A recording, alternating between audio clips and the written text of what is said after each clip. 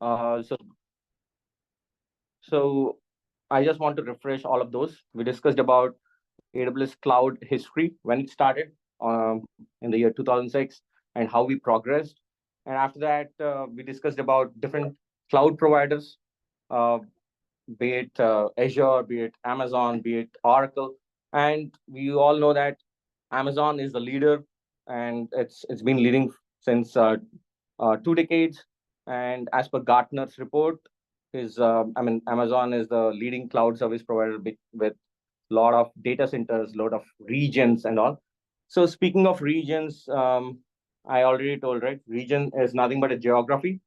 So we have Hyderabad region as well in Telangana, where Amazon data centers are present, and we have regions in North America, South America, Africa, Australia. So the advantage of having regions, as I mentioned earlier, it is basically for uh, ensuring we have low latencies, and there are GDPR regulations with respect to EU Commission. So EU region, European Union region, there is a GDPR regulation that the data cannot go out of their territory. So in that case, so in that case, having their own region, having their own data centers in that particular environment would be helpful for them because the data stays intact and still they can take leverage the full potential of the cloud. Just give me a minute. I'm just forwarding. I'm logging in from my system this time. Any other topics which we discussed? Um, any volunteers, please?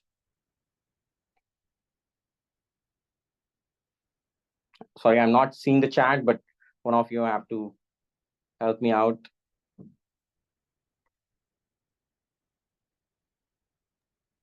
Hi, Sampath. Nimita here. Hi. We discussed about the types of cloud computing models, like public, private, and hybrid cloud. Perfect. Perfect. So can you tell me what did you understand from that public, private, and hybrid? So public cloud means the resources will be shared by different companies, and it will be in the public, it will be like in the internet kind of thing. So basically, public cloud, as I said, it's actually something where you are purchasing resources, computing resources from from a different service provider like Azure or Amazon or Oracle, and over the internet you are connecting to it. Yes. Okay. Private is something like on premises. So Absolutely. your company's data will be like in that. Oh, sorry, 1 second. Hybrid is a mix of both.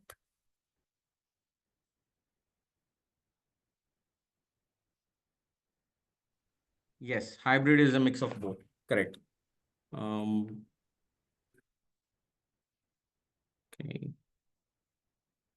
Just give me a minute. So Avneet, can we send updated invite to Deepika because she is not able to join? Sampath, it is the same Zoom ID with what you have joined and rest everyone, all the candidates have joined. Okay. I have sent you over the email also. If you can just forward that email to her, I think she will be able to. And I don't have Deepika's details. So Okay, I'll forward you Deepika's details as well. sure. 1 sec.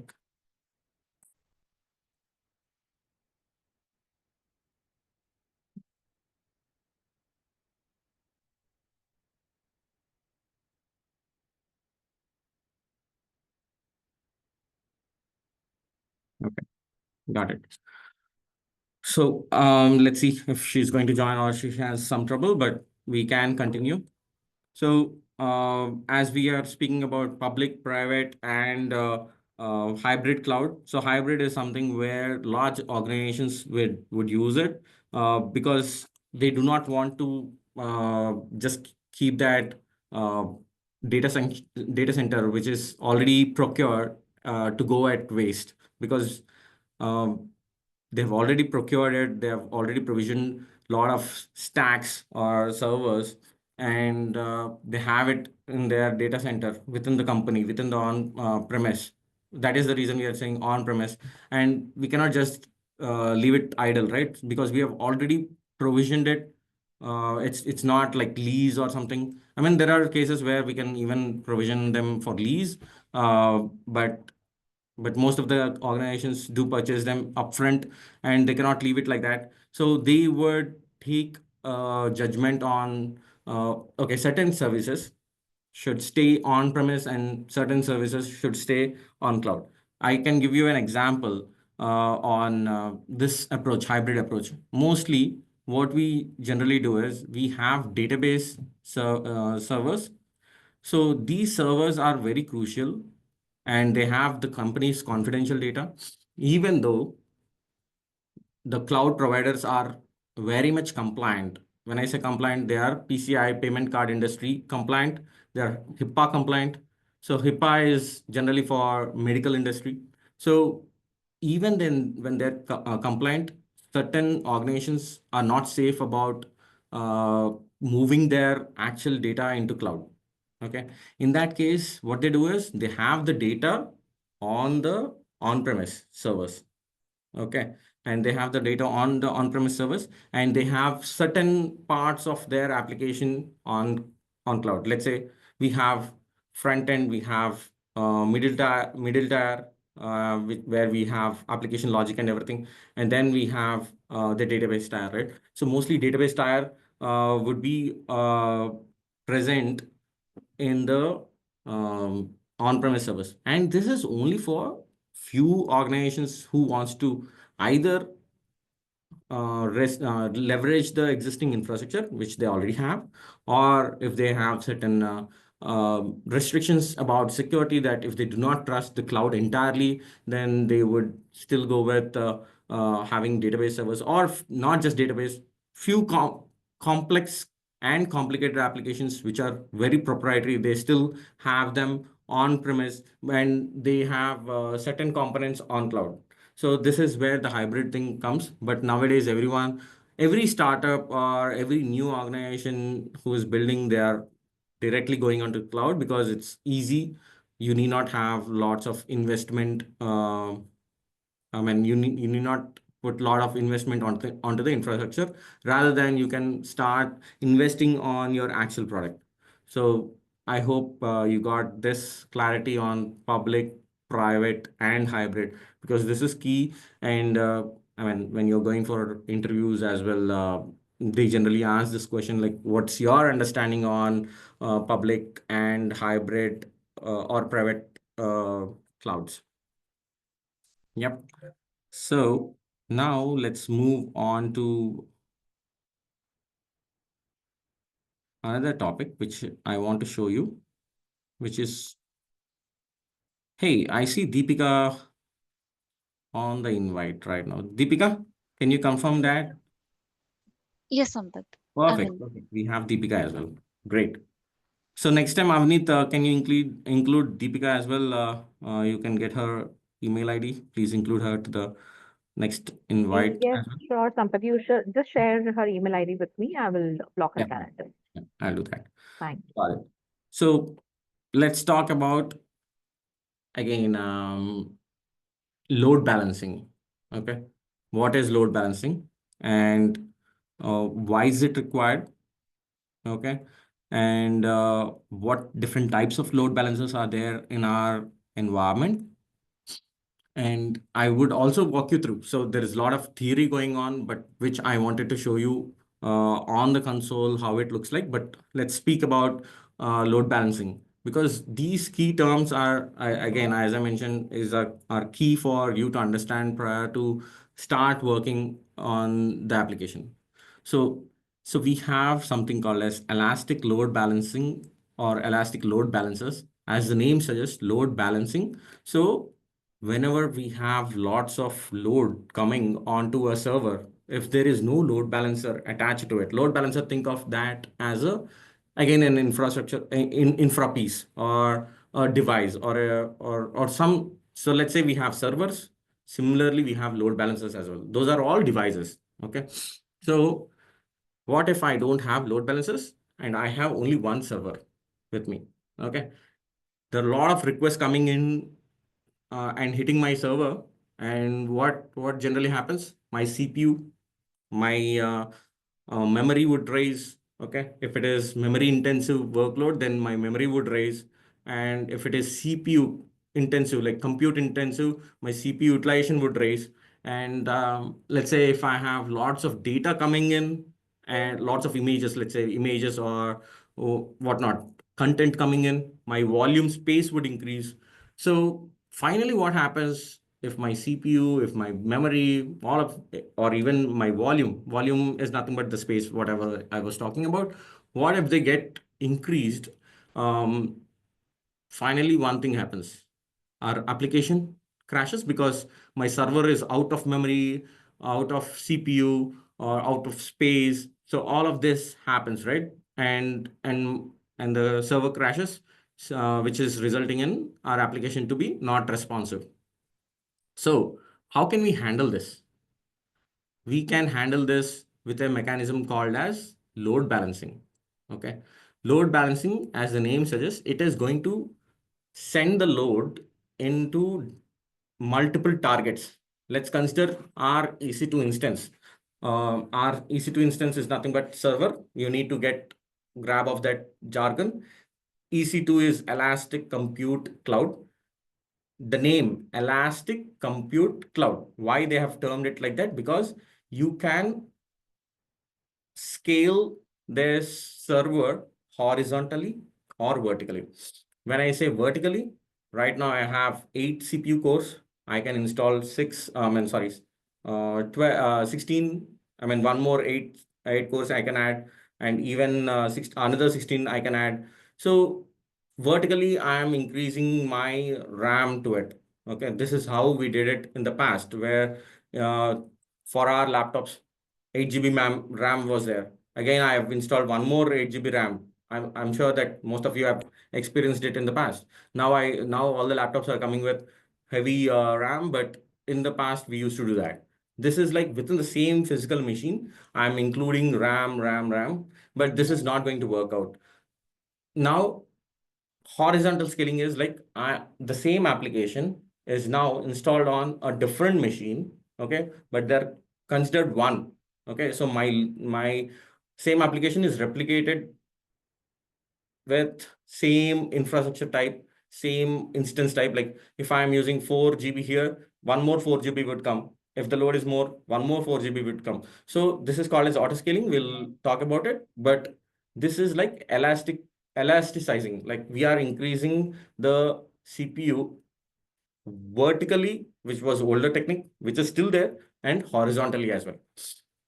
So the advantage is you can handle multiple requests, one thing, and because of this elasticity, you're calling this as Elastic Compute Cloud. So my compute is right now, I can scale it big or scale down.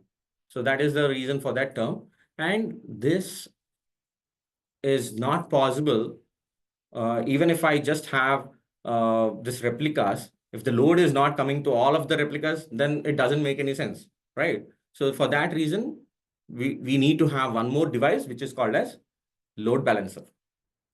Okay, load balancer. So I will try to get some images on how load balancer would look, how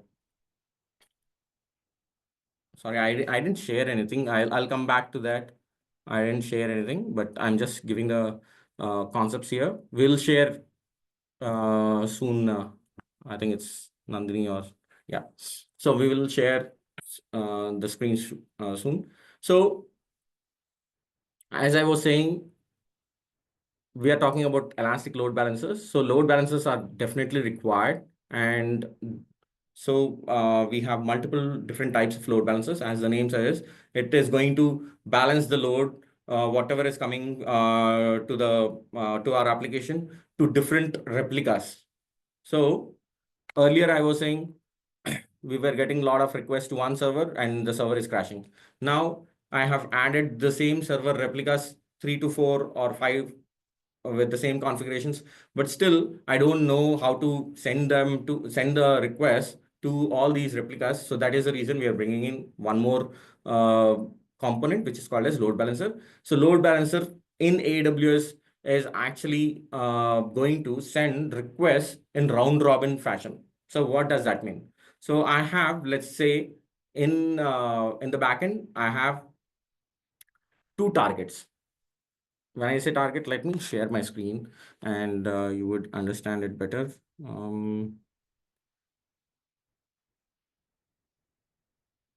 Where do I share? Yeah.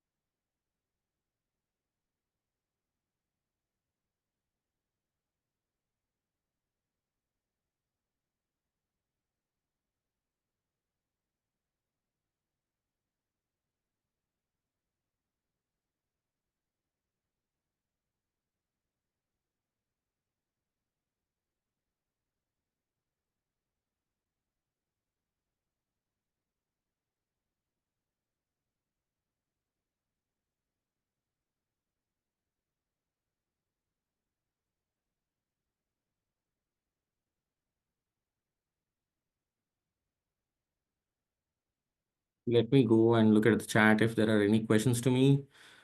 Okay, I can't see the screen. That's fine. Now you will be able to see the screen.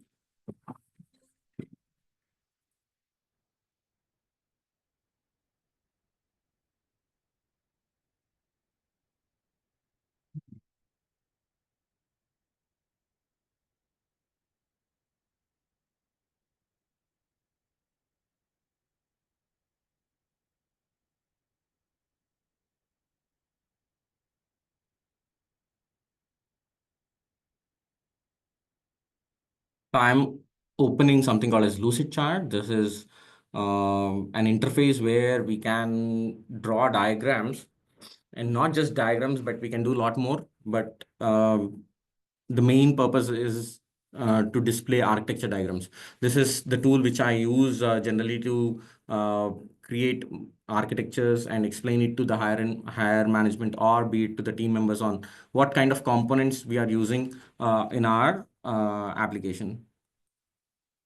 So this is easy for everyone to understand how my architecture is going to be.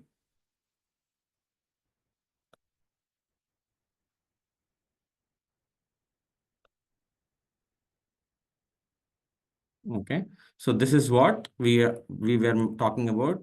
Amazon EC2, nothing but it's a server. Okay, and I mentioned I was talking about auto scaling. I'll talk about auto scaling later, but auto scaling is nothing but having the same replica of the application with the same infrastructure type. So let's say if I have 4 GB of RAM here, and an application running, the same 4 GB of RAM is also created here. The same 4 GB is also created here. So earlier, all the requests were from the client application, let's say. Okay, so there is a client application and which is sending all the requests to this EC2 server. And the EC2 server, when it has no memory or space or CPU, it was crashing. So for that reason, we have gotten multiple replicas. But if the request needs to go to all of these things, this is where load balancing comes into picture. AWS ELB Elastic Load Balancer. Yes. So you can see the visualization as well. It is going to share the load to this EC2 instance, to this EC2 instance, to this EC2 instance, whatever requests we are coming from this client application. Imagine this client application as our Amazon website, or what other website, Nike or Amazon or Flipkart. I'm just giving basic examples, but in real time, organizations have their own set of tools or applications deployed on these EC2 servers, and they expect requests coming from either client side server or a client side advisor. Let's say in our organization, we create applications. Those applications are consumed by either another application within the internal organization, or another application which is external, like some other bank is using it, because we create products for most of the banks as well. So banks would reach out to our application. So these are the client applications, and individual users as well. Let's say we have something called as advisors.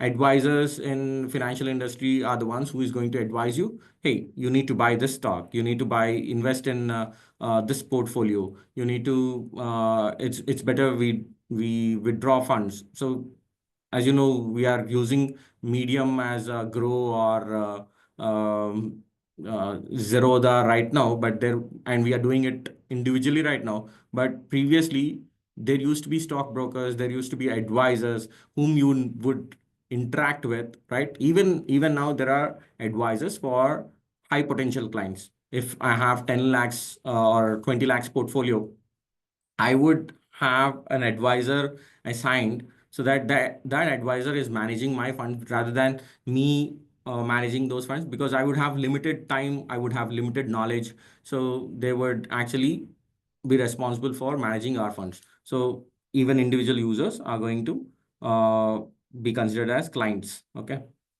So this load balancer is going to share this load to all these EC2 instances in a round robin. Round robin is first it goes to this EC2, and second it goes to this EC2, and third it goes to this EC2.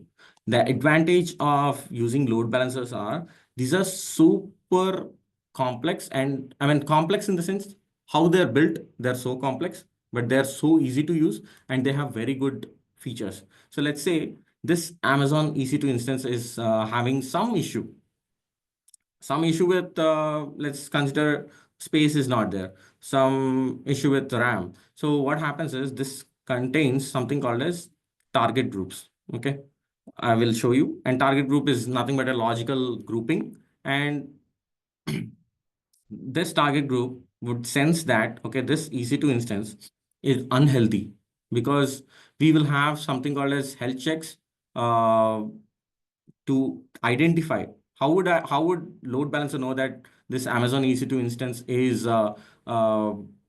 healthy or not. So for that, let me put this component as well. Target group.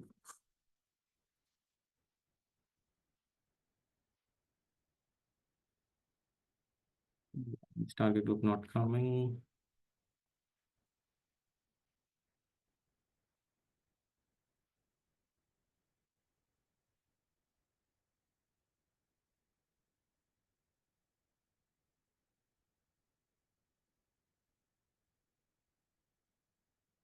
Okay, let's leave this.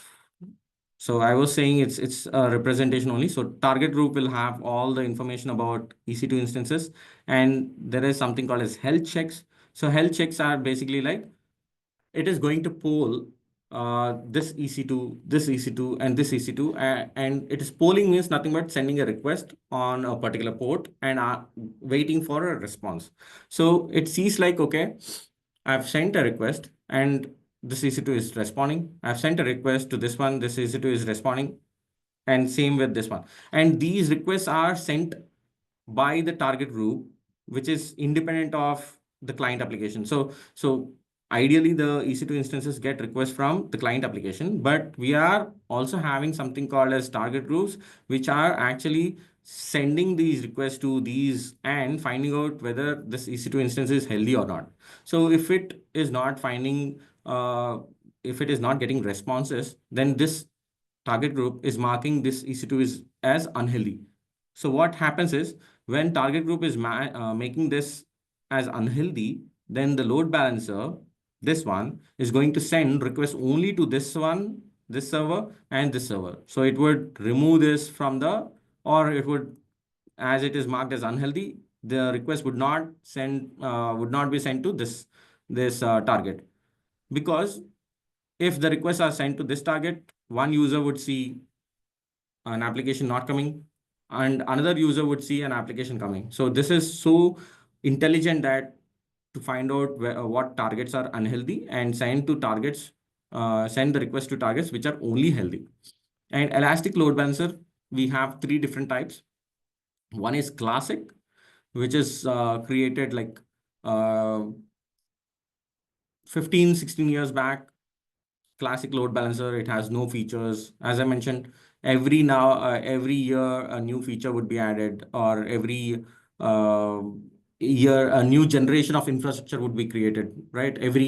Let's say, when I say new generation of infrastructure, NVIDIA, HP, all these guys are in hardware creators as well, right? So we have Lenovo. So they upgrade, like we upgrade the software, they also upgrade the infrastructure. So classic load balancers were the first version of load balancers released by Amazon, and those were big hit. But after that, they've launched 2 different load balancers. One is at network load balancer, and the other one is application load balancer. So why they have created multiple, or I would say, based on use case, based on the business case, we need to select which type of load balancer I need to use. So this particular selection is what an architect does, which in this case would be me. So I would be seeing the architecture or the requirement from the product owner or from my manager. I'll keep it in simple terms. So I will hear the requirement from the client, and I see that, okay, the application is going to be individual users. Okay. The application is going to be used by individual users. I mean, here, the source is users. So the application is, let's say, consider Amazon. Okay, Amazon or Flipkart or whatever it is. So who are the target audience? It's going to be individual users like us. So when I use this, when I know that the source is only users, or I need to do a lot of routing in the sense, in load balancer, we have multiple ways to route the request. So let's say I have an application. I know I'm jumping things, but these are important. I'll come back again to the load balancer types. So I have an application where the application should show a different UI for premium subscribers, and with lots of new content or lots of new features which they can use because they are premium, because they have used paid version of it. And I think we generally see, right, for paid version, a different UI, or probably the same UI, but it would unlock a lot of features. But for free subscribers, it would give very basic things, very basic functionalities. So how that division would happen? So you can put routes. So we call it as routes in the load balancing, where it says like, if that person is a premium customer, so how would I identify this customer is premium? Or so it depends on something called as payload. So the payload information would contain, if I'm making a request, like, this is Sampath, I have purchased premium subscription for, let's say, YouTube, because YouTube ad free, you can see, right? So my account would say, send a payload to this load balancer saying like, this guy has premium subscription. So it comes in the payload, and every application payload differs. Like, I would keep a payload attribute as is premium equal to true, something like that. Some other architect would prefer something else. So it's all small attributes. So here we will keep that route saying like, if this guy is a premium customer, then go to these two. I mean, we'll have different set of EC2s.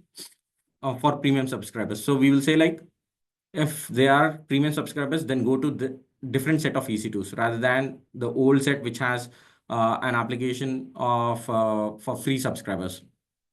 Or you can have the premium subscribers route like /premium instead of /subscribers. It would be like /premium /subscribers. So it would go to this particular EC2 instance, which is of larger instance type. So premium subscribers wants the response to be quick. So I would think like this EC2 instance is of 32 GB memory, and this is like 8 GB, or this one also 8 GB.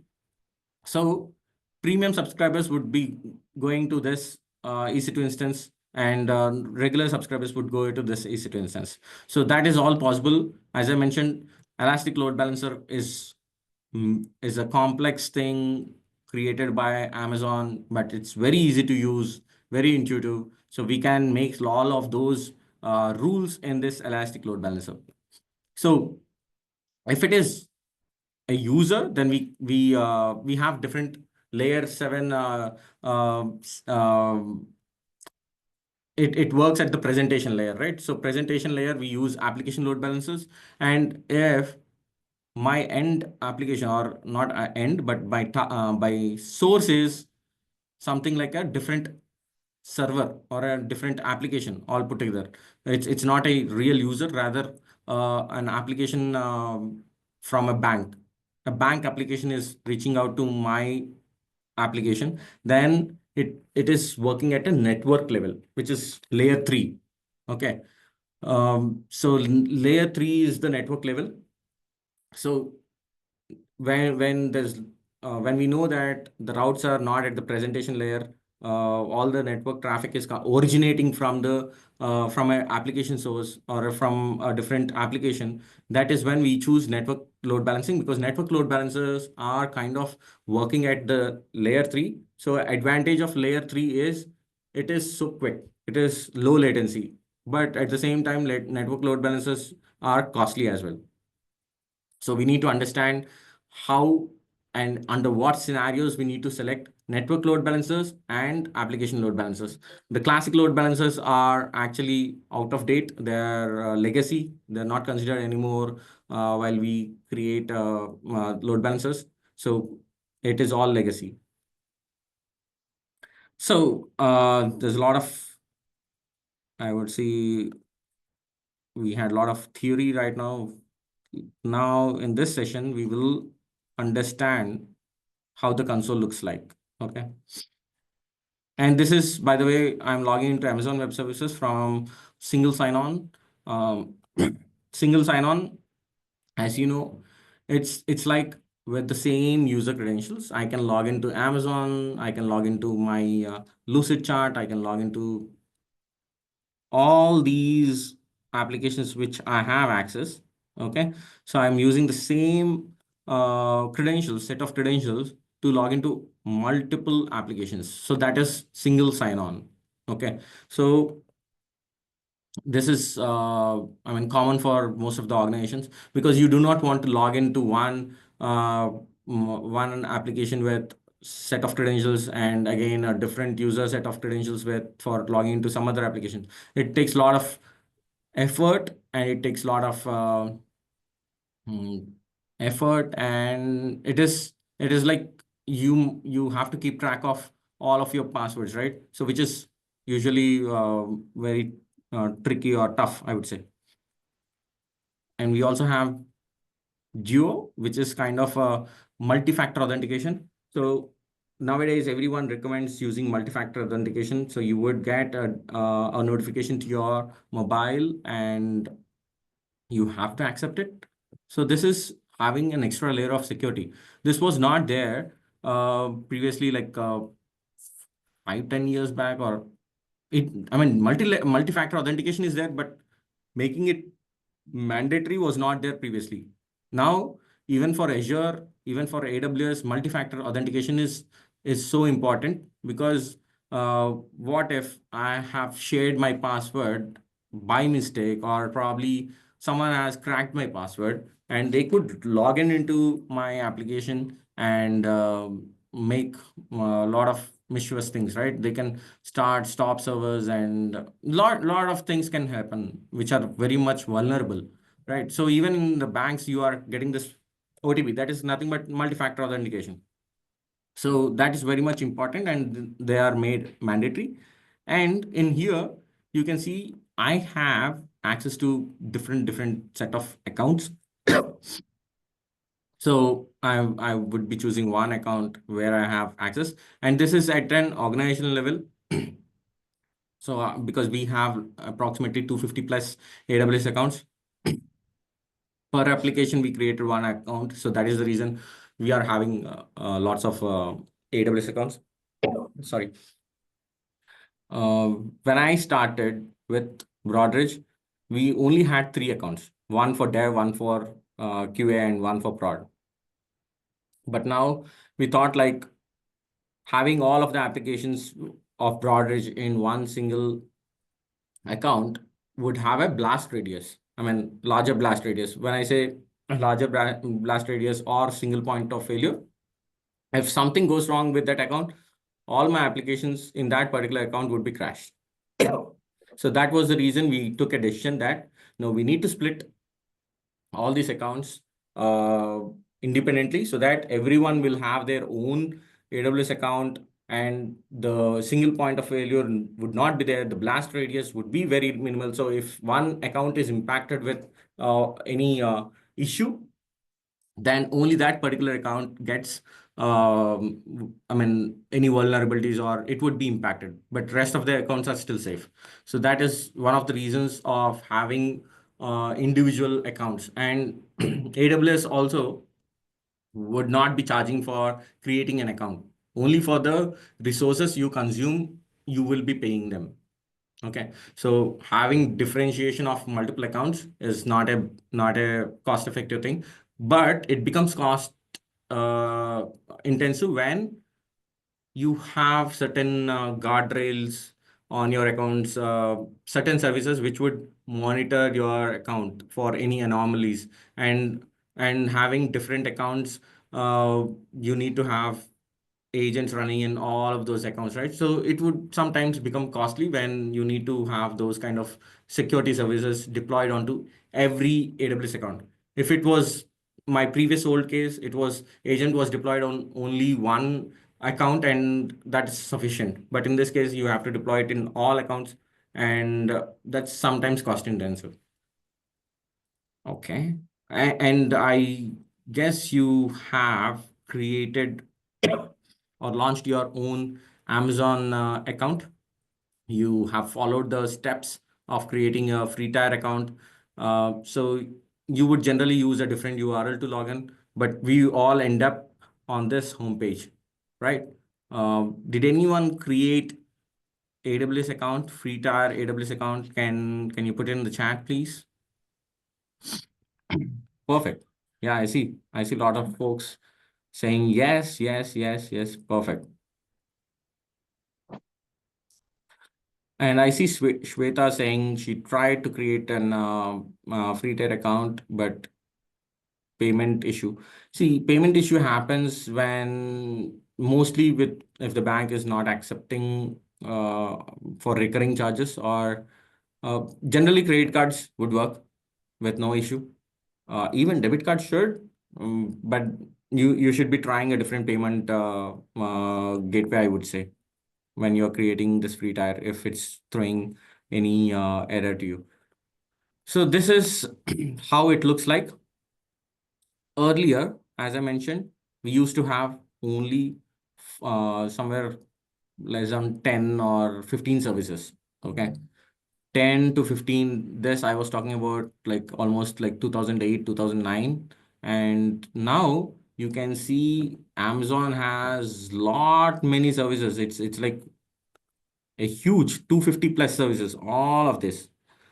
So compute has different set of services, but you would not be using. Firstly, we need to understand like what services are required for us. Okay. Me, being an architect, I really do not know multiple services in this, because every day, every month they release a service, and it's highly difficult for everyone to cope up with that, right? With that pay speed, with that new releases and all. So you would be you would need to understand that how cloud has been evolved. Firstly, they concentrated on virtual machines, next load balancers, next um, object storage, which is like S3. We call it as simple storage service. Okay, that is S3. So slowly these are the core services, and slowly they have expanded their footprint, and now they have come into, so you can see quantum technologies as well. There's something called as bracket. I'm not at all sure about it. So you can see financial, they're having, I think financial is always there, but media services. See, media services is they want to go into each and every industry. That is what I'm trying to tell you. Like previously they were not into media industry, but now they are into media industry, and they would also come into gaming. So gaming also will have some services, so they will come into gaming. Internet of things, I think we are all aware of internet of things. So IoT devices, all of these are present here. And as I mentioned, gaming also is there. Analytics, previously we had only Athena, QuickSight. QuickSight is nothing but kind of a reporting visualization tool. Sorry, not reporting. It's like Tableau. It's like Power BI. Similarly from Amazon, it's QuickSight. So robotics, it got into robotics. I did a small POC on this one. Um, we call it as reinforcement training. I was provided a robot where it is training by itself. So we call it reinforcement because let's consider a dog where if it does good things, you would trick it. You would give some trick to it, right? Trick in the sense some biscuit, let's say. So the dog would know that, okay, I'm doing something good. My master is happy about it, so I have to do the same thing. So similarly, reinforcement training is like, if I'm that robot, if it is going in this direction, proper direction, then I'm going to increase its points. And if it is going in a wrong direction, I'm going to decrease its points. So it is going to learn based on the points I'm going to give it to that robo, and that is how it is going to learn things. So that is called as reinforcement training. So this was done long back, but and here you can see blockchain they have, satellite they have. So you should be having a question like, do I need to know all of these? Not at all. As I mentioned previously, we had only two certificates. One is AWS developer, and the other one is AWS solutions architect. But now we have a lot of certificates for each and every particular component. So you need not, even IoT has its own certificate. So based on your use case, you would be selecting. Basically, Amazon guys have come into each and everything. So that is the reason you can see these many services are present. And with Azure, you will not see these many because they're also progressing. But Amazon, being a leader in the market, they have these many services. So we would be talking in our future sessions about the core AWS services only. Okay. We would not concentrate on all these because these are not useful for us. I mean, unless you get into a project where they are required, until then, you need not worry about it. Okay. So I see that we are close to 12. We have a demo coming up today. So we will go through. So I was talking about EC2. So this is EC2. And I think Deepika is going to tell you in detail about what is a server or how to deploy an application into the server and how we can create a load balancer into that server. All what we are seeing is is a logical representation of a server running in the background and somewhere sitting in either Hyderabad, or you can see I'm using North Virginia. So North Virginia is a geographic location in the US, and it's towards the eastern side of it. So I'm creating, you can see here, these are you can see the count as 20. 20 of them, I have put a filter like running, which are currently running. And all of these 20 servers are currently located in which region? North Virginia region. You can see here, all the different types of regions which are present. And here in the Asia Pacific, somewhere we would be seeing AP South 2. Yeah, Hyderabad. So we have Hyderabad, which comes into Asia Pacific. We have Mumbai as well, somewhere. So in my organization, we haven't enabled these because we do not have a lot of end user presence. When I say end user, so Broadridge Financial Solutions, my organization is having most of its presence in the Europe and America, where the tools or the services are used by those banks. Okay. Or yeah, like we have JP Morgan and Chase and a lot of other banks like ABN AMRO who are our clients. But in India, we do not sell our products. There is an different set of agreement and all. We wanted to be selling our products in India as well, but that's a different ballgame. So as of now, as the user base is not in India, we are outsourcing or we are helping them, but there is no actual user base. So that was the reason we haven't enabled these regions for us. But you can see, I told you, right? 36 regions are there and 128 availability zones are present. And in Hyderabad also, we have 3 data centers, which are nothing but availability zones. And instances, you can see, these are the servers which are running. And if I go to load balancers, I was also talking about target groups. Let me show you, but in detail, again, Deepika would be showing it to you. Consider a load balancer as also a network component or an infrastructure component, which is actually tying EC2s. And so all the requests in the previous era, when we do not have load balancers, everything would be, the request would coming to the EC2s. But now having load balancers, because of its advantages and all, the first entry point would be the load balancer. Okay. I will not take much time. I'll hand it over to Deepika for the demo. And I will take any questions in the chat. Okay. We will once again go through the console. I know we have good amount of sessions, right? We'll once again go through the console. We'll understand IAM, which is the core for identity and access management, who will need permissions. I mean, it talks about policies and permissions.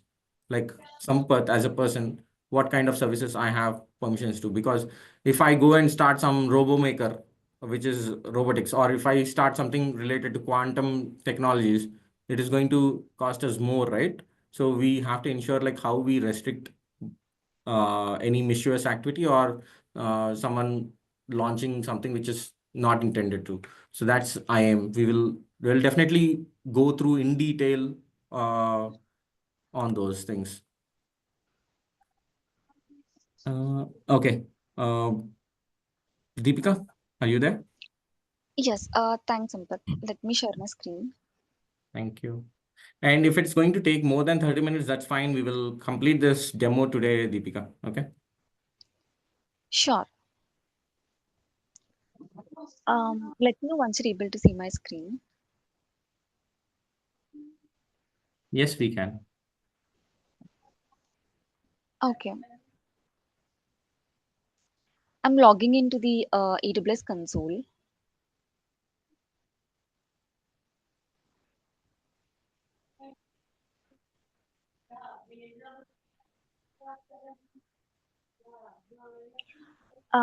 Yes, so initially we'll be launching EC2 instance. So just go to the search box and search in for EC2 Elastic Cloud Compute. So Deepika, if you can provide a brief on what you're trying to accomplish in this demo, and let's start from there. Yes, so in this demo we'll be launching an EC2 instance, running an application in the EC2 instance that's on the server, and we'll create a load balancer. We'll create a target group. So basically, load balancer is to distribute the load to the target groups, right? In the target group, we'll attach the EC2 instance which we have launched, in which our application is running, and we'll create a Route 53 record specifying the load balancer DNS name, and we'll hit the application using Route 53 record. So basically, we will have our application running in the EC2 instance. Once we hit our application in the browser, we'll be able to see the logs in the EC2 SSM session. So Deepika, we have to understand again that a lot of participants are new here. So we have to be in simple terms. I know that Route 53 and all, it would be new to them. So we would talk about that service in the future, but Route 53, let's consider that as a domain name service. So domain name service is nothing but when you have a domain like example.com, it would translate into an IP. So you don't want your users to hit your server with an IP, right? Because it's so difficult to understand or remember that IP address of any server. So for that, we have a service called as DNS. Okay. So this domain services within Amazon, because Amazon is not the key provider for DNS. I mean, it has one service which is named as Route 53, but there are multiple other key players in the market who are pioneers in domain name services. But understand that in shorter summary, that a domain is translated to an IP. Okay. Yeah, please go ahead. Yes, let's start with launching the instance.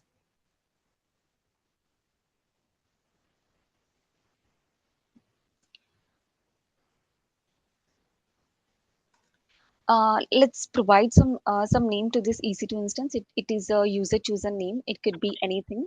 So basically, this is the name of the EC2 instance, which will be identifying our instance in the EC2 console. Okay, and Amazon Machine AMI. This is kind of a pre-configured virtual machine template. This is basically used for launching EC2 instance. This usually acts as a blueprint for the EC2 instance which you're going to launch, and it has some key components like operating system. It could be something like Ubuntu or Amazon Linux or any of the operating system, and it also has pre-installed applications such as web servers or databases or custom software, and it also has the configuration settings, storage volumes, etc., etc. And AMI types, talking about the AMI types, we have like a few AMI types like the public AMIs, AWS Marketplace AMIs, and custom AMIs. Custom AMIs is basically the AMIs which are created by users for their needs, such as including their own custom software or any of the configuration settings. So custom AMIs are basically those AMIs which are created by users. And and talking about the benefits of Amazon Mission AMIs, we have this called customization. So based on the user's requirements, they can customize it according to their needs. And reusability. Once we have a custom AMI created, we can use it to launch multiple instances in our AWS account. So we don't have to worry about creating one custom AMI per EC2 instance. It's not like that. Once we have a custom AMI, we can use it to launch any number of instances we wanted to have. And we have this flexibility, like choose the OS and pre-install softwares. Yes, let's choose the EC2 AMI. Currently, I'm choosing a custom AMI. The reason why we are choosing custom AMI, we can choose something like you can see in the quick start, there are Amazon Linux AMIs. I mean, you basically need to understand like when I say Linux, Linux is an operating system. When there are other AMIs like Windows, Red Hat, these are all operating system flavors, right? So if a client says like I need a Windows instance, you would select Windows. If I need a Linux instance, I would select Linux. But in our case, we are launching something our own custom, which already has a Rocky flavor of Linux. It's a Linux operating system coming from Rocky. The reason why we use a custom images, we have our own security team, which is actually creating these images, which are hardening the images. When I say hardening, so pre-installed software is present, which would look for any anomalies, which would close the ports so that no one can access to my instance. So it's a lot of security tools have been pre-installed and baked into that AMI. So we are not allowed to use anything available directly. But as an organization, every organization have their own standards. So they create their own images. But in your case, when you are working on a free tier account, you please look at Amazon Linux, which is free tier, and select only that. Okay. Because you will not be able to see an image which was built for our organization. You have to use which is already available. So you need to either select Amazon or Amazon Linux or Amazon Windows.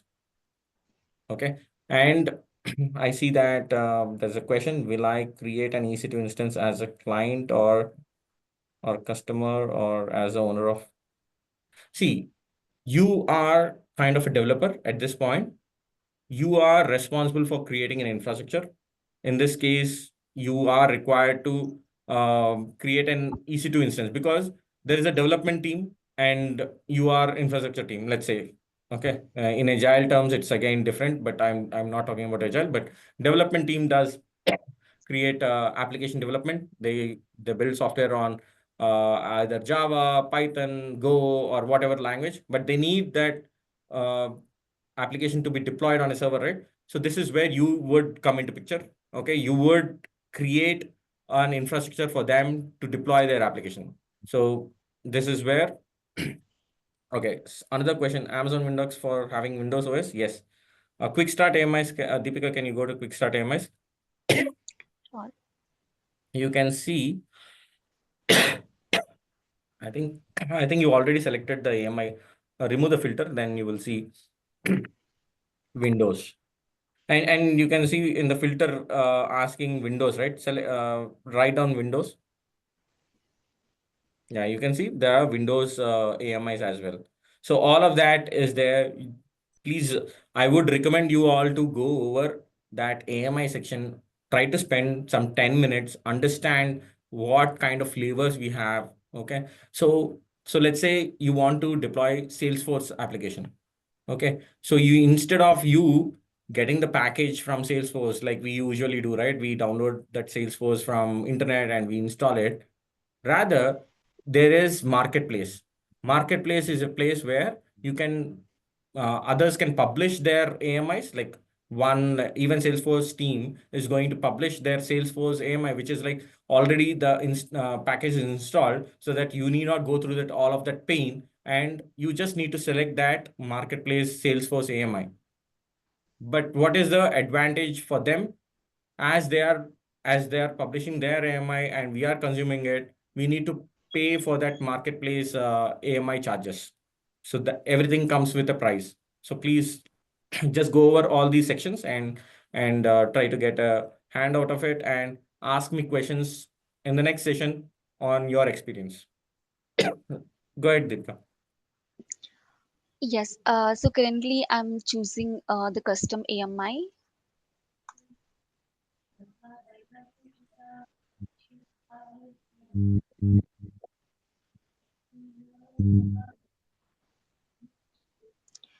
Instance type, in our previous session, we have briefly talked about the instance types, like we have T2.micro, T3.micro, T3.medium, T3.large. So based on our requirements, we have to choose the instance type.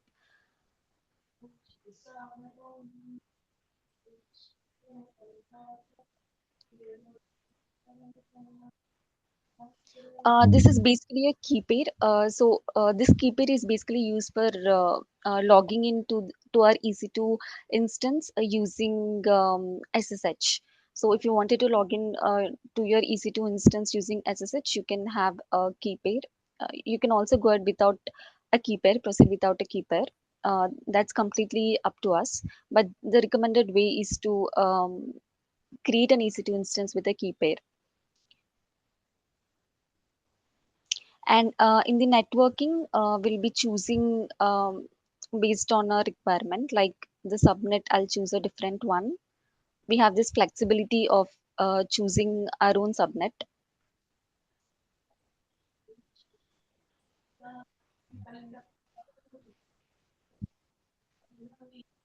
And coming to the security groups are basically for allowing the traffic on specific ports.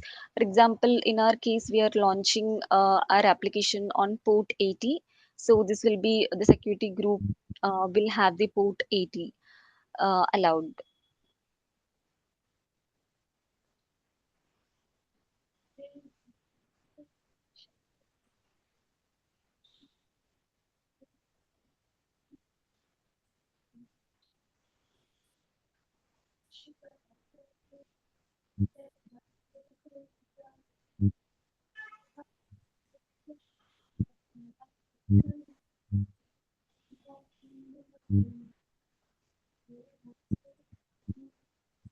If you want to connect to your EC2 instance using SSH, you need to have port 22 allowed in the security group rules.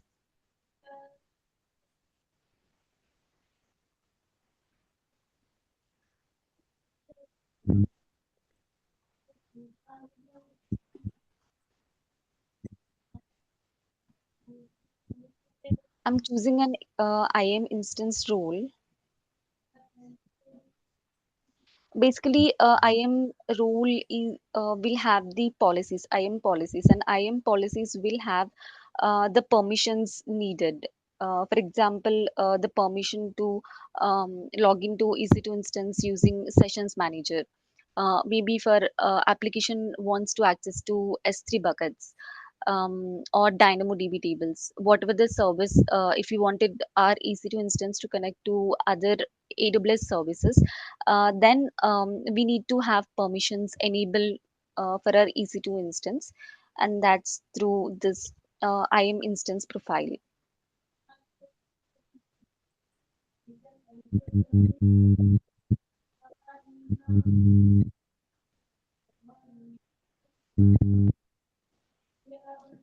Okay, let's now click on launch instance.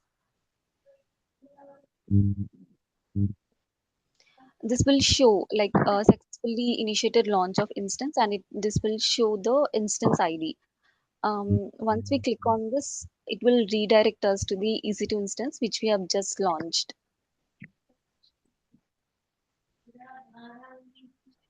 And this EC2 instance will have the health checks. We need to wait for the health checks to get passed. Currently, this is in initializing state. We have health checks like system health check. Let me show you. Once we click on the instance ID, we have a section called details, status and alarms, monitoring, security, networking, storage. So the rules which we have selected, like the security groups which you have selected, we can see the rules of the security groups in the inbound rules, outbound rules. Inbound rules is basically allowing traffic to the EC2 instance, and outbound is allowing traffic from EC2 instance.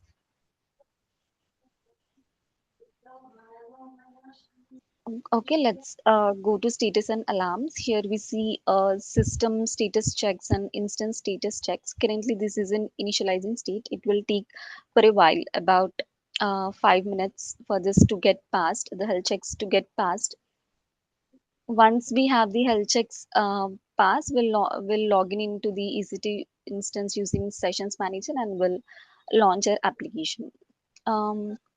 Meanwhile, let me give you an overview of the application we are going to launch. So basically, the application can be in any programming language. It could be in C, C++, Python, Java, in anything it could be.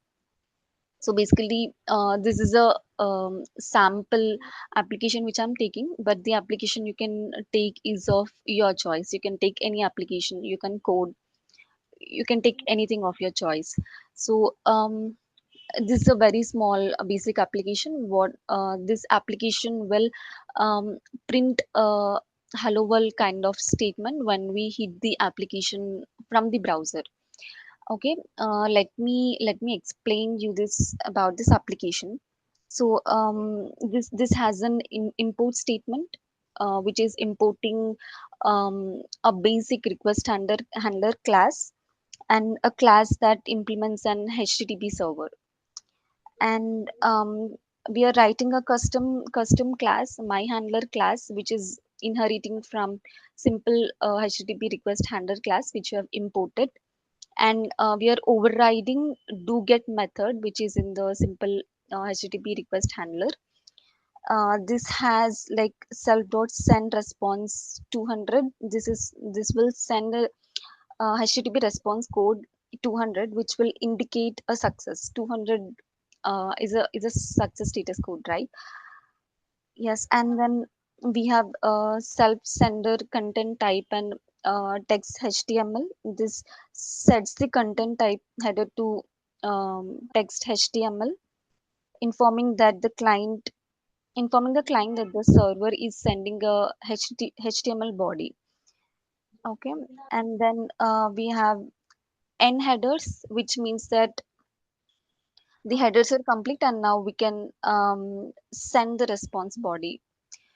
Okay, so this is the response body where we are writing an HTML body. This just says like hello, welcome to Hershakti. And then we are defining a method, run method. This basically has 3 parameters: server class and handler class and port. So as I said, our application will be running it on the port 80. So we are specifying the port to be 80, and we have a custom class created, my handler, and that's the custom class which we are using as a handler class. And we are running our server in the run method. Okay, let's see So, the help. sorry, can you go back once, please? You can see 41, right? So that is where the server is getting executed.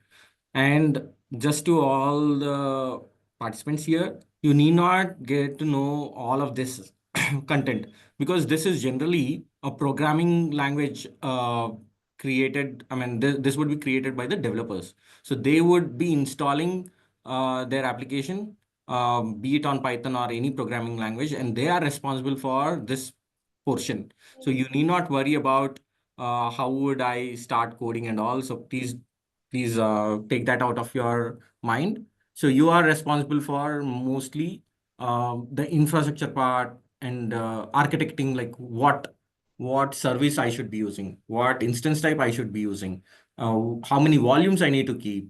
Okay, but based on the input coming from the developer saying like, hey, I would need a Python image, then I would choose an I mean, I would choose an AMI which has Python installed on it.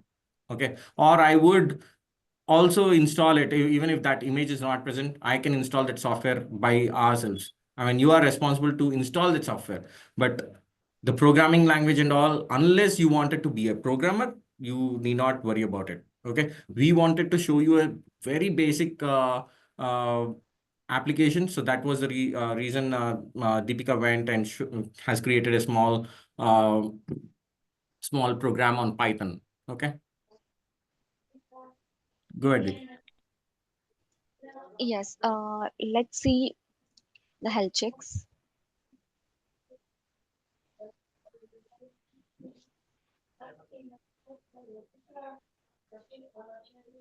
The health checks are currently in the initializing state. Let's give it a couple of minutes to get initialized completely. Initialization would take time because it would check all my ports are healthy or not, whether my instance is having the right security groups. I mean, not the right, I would say it has security groups. So in the background, when an instance is getting provision, it has few checks. So it is performing those checks. And now you can see 3 by 3 checks passed. So it usually used to be 2 by 2. Now they have increased one more, I guess. So if any of the check fails, then the server would not be accessible. And again, this is related to Amazon. You need not worry about it.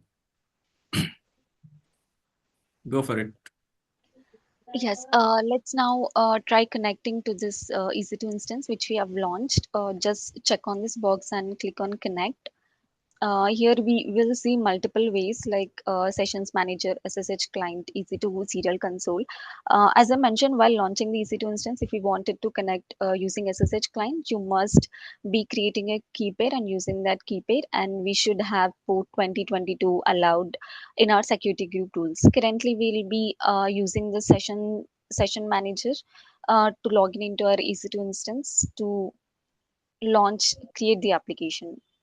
So this sessions manager is something coming from Amazon, by the way, on how to log in into an EC2 instance. This was not there prior to 5 years back. We still used PuTTY to log in with the port 22, but this is a new way of logging into that instance. By any chance, Deepika, you have PuTTY also with you, and keep it attached to this one? Let me check. Yeah. Okay, fine. But definitely we'll show it to you how to log in through PuTTY as well. Because I don't think you would be having the sessions manager installed on that particular EC2. Only if that agent is installed, this particular connect option would be enabled. So yeah, we will definitely in the next session, I will show you how to log in into an EC2 instance using PuTTY. You can try it and surprise me as well. I would be I would love to hear your responses on how to log into an EC2 instance from PuTTY.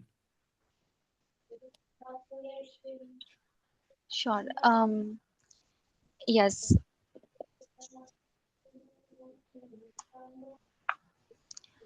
Currently, I'm logging in as a root user. Sudo su makes you to log in as a root user. You can see this root, and you can also see the IP address of the EC2 instance, which we have just launched. Okay. And in currently we're using a Python based application, right? So the EC2 instance which you have launched should have Python 3 installed. If that is not pre-installed, then you can install it by using any commands like yum command or apt-get install, anything. So yes, we have Python 3 installed. As we have Python 3 already installed, I'm not installing it again. So I'm creating a directory called my Python app.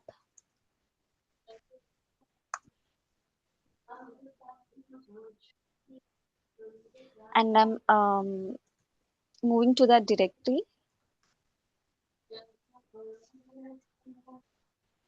Create a file in that directory called server.py. And whatever the application code you have, just paste in that.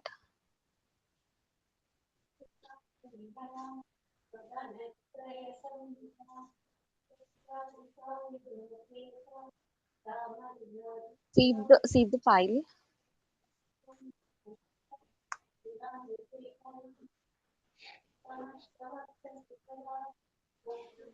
And now let's run our application. So this Python 3 space server.py will run the application. So sudo this is with privileges. If we do not want to run with privileges, then remove sudo. If we keep sudo, it runs with privileges.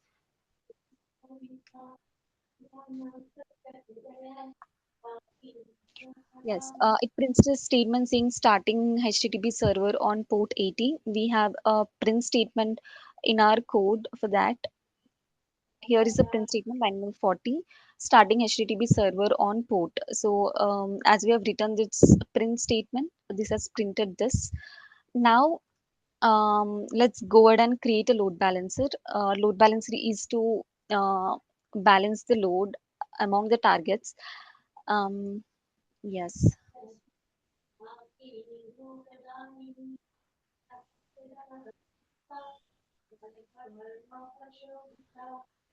So in the search box, just type in for load balancers and click on that. You'll be directed to this page. You can also find it in the EC2 console itself. If you scroll down, you can see the load balancing section. Under that, you can see load balancers. So currently, I'll be creating a load balancer. I'll choose an application load balancer for our scenario. And again, load balancer name is a user chooser name. You can provide anything of your choice. Let me provide this. I'm gonna create an internal facing one. So what's the difference between internal and internet facing? So internet facing is like if Deepika creates an internet facing URL, that URL would be accessible to everyone in the over the internet. Okay. So you can try internet facing, but in our organization we cannot because there's a lot of security compliance. So only unless we have approvals, we cannot use internet facing. That's the reason we use internal. Internal means within our organization. Let's say if I hit that URL, I mean that application would show up. But if I use internet facing, again, I it would create, but there's a lot of issues with this. You can try both. So generally, internal is used if I want that application to be kept private, not to be accessible by anyone outside my organization. That is when you need to go with internal. But if I am building an application which should be accessible over the internet to everyone, like Amazon or Flipkart, then that is where internet facing. Okay, please go ahead. Yes, I'm going with a load balancer IP address type as IPv4. We have two options, IPv4 and dual stack. For our case, I'm going with IPv4. VPC is a virtual private cloud. I'm choosing an already existing VPC.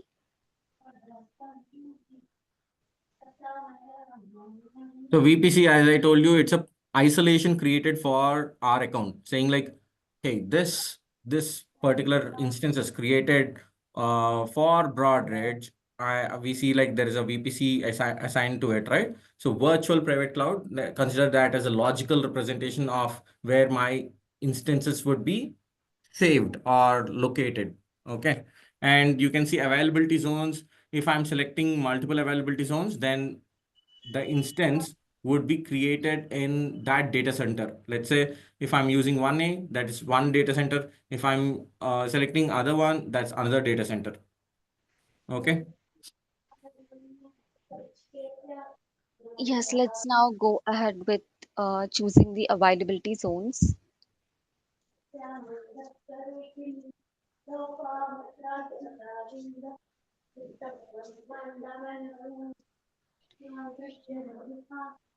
Yes, we have the a security group already attached.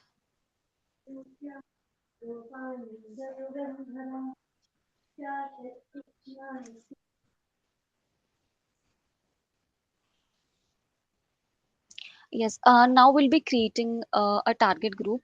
The port is 80 and protocol is HTTP. We have listeners and listener rules in our load balancer. So the listener will be on port protocol HTTP on port 80. I'll create a target group now. You can see an option to create the target group over here. You'll also see the target group section over here also on the left side under load balancing. You can create the target group either from here, or you can directly click on create target group. It will take us to the target group's console page where you can create the target group directly.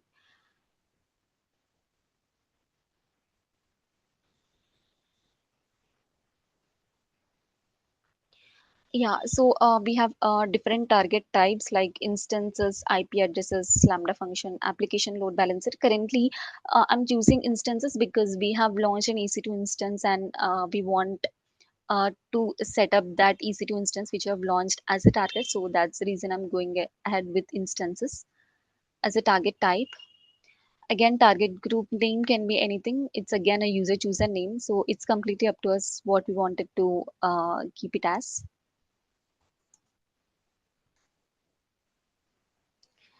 And the protocol for the target group is HTTP, and we are running our application on port 80. So I'm going to leave this as default HTTP and 80 for protocol and port. And the IP address type is IPv4. These are the health checks, like we can have HTTP or HTTPS health check protocol. Currently, I'm going ahead with HTTP. Health check path is /. So during the start of the session, I mentioned, right, the target groups are going to trigger or poll the targets or the EC2 instance to find out if they're healthy or not.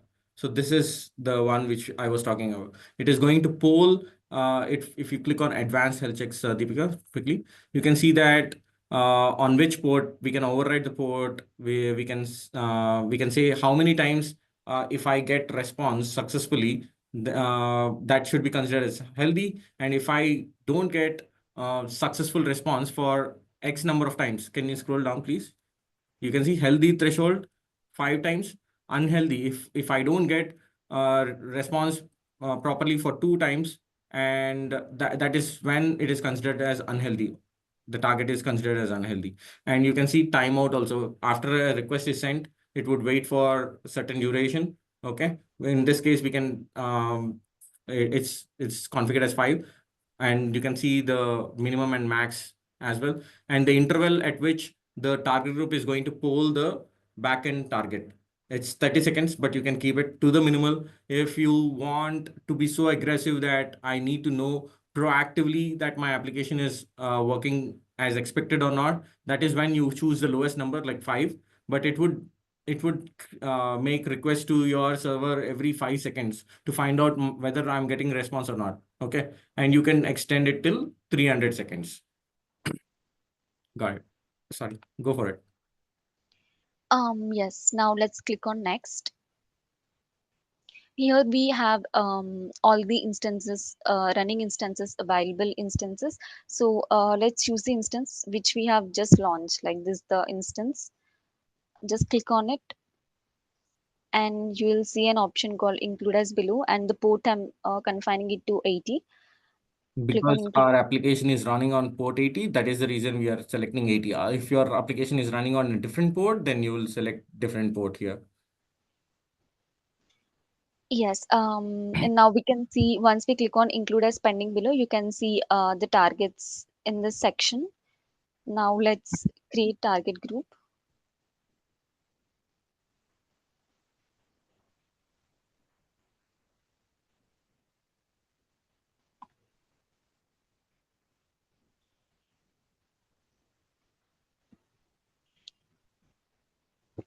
Okay, now let's go back here, click on refresh button,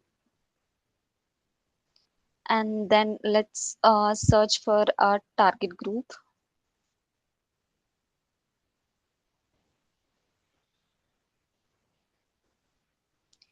Now let's create the load balancer.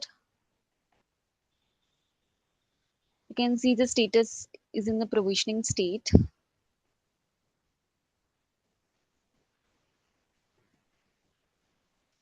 As I mentioned, we have the listener on port 80 protocol as HTTP. We have one rule created, that's the default rule, and this is a target group which we have attached. So whatever the traffic coming to the load balancer, it would be sent to this target group.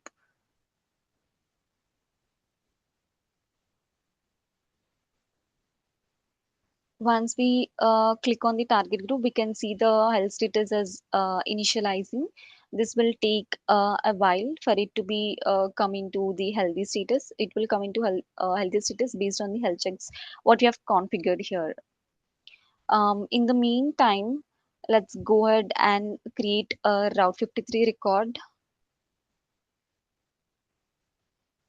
So Deepika, can you show them, like, if we do not create Route 53, how the domain is going to be present? I mean, we need to use the load balancer domain, right? Yes, this is the load balancer. So you have to use this DNS name with the https:// and you have to hit this. You can hit this application using this DNS as well. Yeah. Um, Can we hit that once? yes. So basically, for you it will be able to accessible, but for us it will not be able to accessible because we have a pack file which doesn't allow this one elb.amazonaws.com. Um, so for you, you can directly hit the load balancer on the browser. But for us now to access the application, let's create a Route 53 record and let's. Because certain organizations have their own standards, right? So we cannot use HTTP because it's not safe. So we need to go with uh, HTTPS, which is secure hypertext protocol. So our organization says, like, if it is HTTP, just do not allow. Yes, so in the search box, search for Route 53. You will be redirected to this page. Click on the hosted zones. Let's choose this hosted zone, bfsaws.net.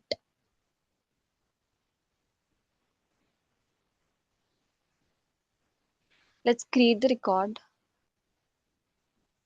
Subdomain can be anything. It's completely up to us what we wanted to keep it as.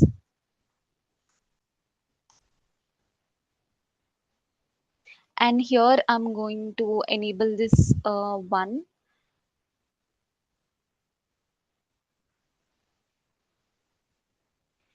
So we have created a load balancer, application load balancer. So I'm using alias to application load balancer region. We have created it in the US East 1 region.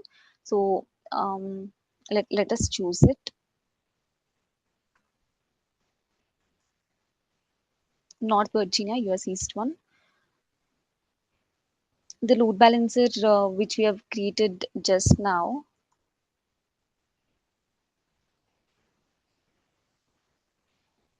And yes, let's click on create record.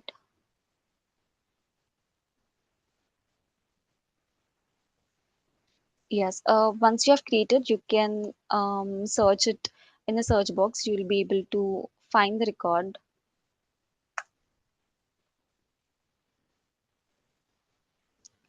Yes, now let's check the health status of our target group. It came into healthy now. Now let's hit the application. Just copy the record name over here. You can see this copy button. Right, click on this.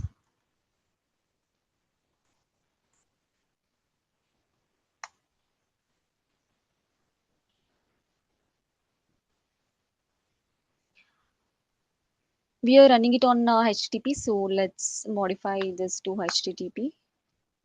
Yes, we see our application. We have a print statement like hello, welcome to Hershakti. Let me show you that statement. Yes, so in our HTML one, we have in our HTML body, we have specified this hello, welcome to Hershakti. You can have any HTML body with any statement, and this is how we access the application. And Here you'll be able to see the logs. Like you see this favicon.ico. We got this once we hit the application, and that's how we access our application. So when we hit this record, this will go to this load balancer. Here is our load balancer, and our load balancer has a rule with target group. This is a target group, and this target group has the EC2 instance which you have registered. So, and that's how in this way, in this flow, when we hit the Route 53 record, this goes to our application. So in your case, I would say you need to try two things. The instance ID Deepika, can you open that instance in a separate tab? Yes. Yeah. So this one, there is a private IP address, right? You can see 10.117. So ideally, for you, you can directly hit that IP address on the browser, and you would be able to see welcome to Hershakti. But in our case, because of our restrictions, we are not allowed to hit that, so it wouldn't work. But in your case, if we are using a free tier account, and if we are creating a private public EC2 instance, okay, that is when you will use the public IP. Okay, you will not use the private IP, but the public IP would come, and that public IP, if you hit on the browser, you will definitely see welcome to Hershakti thing. Okay, and in this session, what we have learned, how to deploy an application onto that EC2 instance, how to select an AMI, how to add security groups. So there are a lot of in-depth concepts on AMI itself, a lot of in-depth concepts on security groups itself. So once you start exploring, you will get to know, you will have different questions. Okay. So I would recommend you to explore this activity and then come back with questions. Okay. Come back with questions, and then we will try to answer them. So we understood EC2, AMI, security groups, and after that, apart from this, how do we load balance it? So load balancers, we have spoken about it, how it would do a robin fashion of sending requests to all the backend targets. So we understood target group creation as well. And also we understood a bit of Route 53 domain name service, which I'm going to talk again in the next sessions in detail on this Route 53 service. So Route 53, basically, it's a domain name service coming from Amazon, and it is, in short, translating your network address into a friendly common domain. So let's say in this exercise, Deepika has translated this entire IP thing into a domain name called as Deepika XYZ, right? So she used that particular name to call her application. So she has created a friendly name which is easily we can recollect it, we can share it with someone else. So that's the domain name service. Okay. I hope you all got a good information on today's session, and please feel free to ask questions and send it to us, and we will be ready to answer them. And thanks a lot, Deepika, for the lab. Thank you, Sampath. Avneet, you there? Yes, Sampath, right here. Sure. So we are done for today's session. Great. So any sources or anything you want to share for the candidates? Any resources? Yeah, we would send you a document on how to create a simple EC2 instance with an application deployed onto it. It need not be the one which you all had seen today, but we will send you something else. I want that activity to be performed on their free tier accounts using that T3 micro and nano EC2 instance types. Do not select something bigger ones, because I don't want you to pay for something for this training. So I know that free tier account comes with 750 hours free. So last session I've shown you like what services are free and to what extent. So you go over that particular thing and select the free tier, I would say. Okay, if you do not want to get charged, please select the free tier and deploy an application and get back to me saying whether it is success or whether you have any questions for the next session. I would like to Sure, add Sampath. one. I would like to Yes, add yes, one yes. point. So the EC2 instance, once you have launched, once you have completed our testing, please terminate the session, terminate the instance, the load balancer which you have created, the target group which you have created. So once you have finished our work, then let's terminate the resources which you have created. Yep. And if anyone, by the way, if anyone is having Python experience, please ping me. I mean, if they're proficient in Python, please ping me. There's a job opportunity. Okay, great. So, Sampath, I would request you to please share, the prerequisites of what you're saying and also the opportunity you're talking about. We have other cohorts also where we have Python candidates. So I'll be able to share the opportunity with them as well. Sure.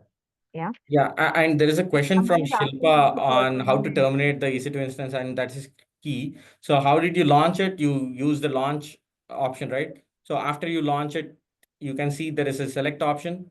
So select option, you select that, and in the actions, you can see terminate. There's an option to terminate.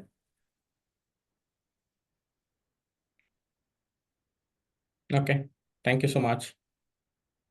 Okay, Shweta, you can, send in your CV to me and I'll be sharing it with Sampath. Okay. And also a brief, if you can send of the JD you're talking about, Sampath, that will be great. So that it becomes Yeah, easy it's to again, I identify. just mentioned it's going to be for an experienced, I mean, at least someone who is returning to job, but if they had already experience on Python, that would be great. Yeah, a small JD, if it is Yeah, there, it will be here actually. definitely. Yeah. Yeah. Okay.